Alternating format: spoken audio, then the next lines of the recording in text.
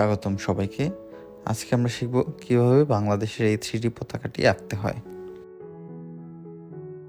আঁকার জন্য প্রথমে আমরা একটি স্কেল নিয়ে নিলাম এবং 10 সেন্টিমিটার বাই 6 সেন্টিমিটার একটি মাপে আয়তকার ক্ষেত্র আঁকছি।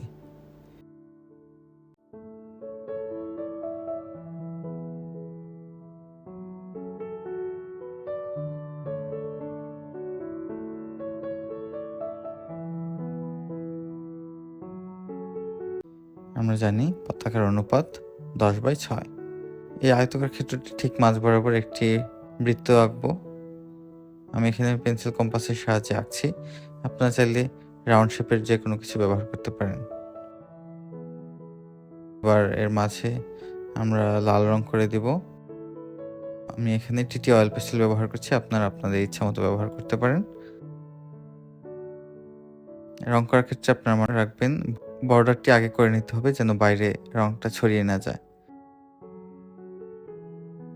বর্ডারটি আগে এঁকে নিয়ে তারপর ভেতরে রং করতে হবে।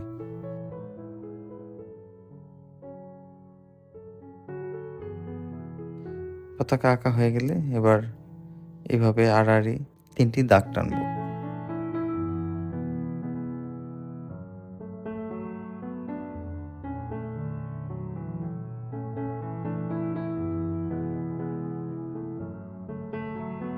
এবার দাগগুলো একসাথে মিলিয়ে দিব।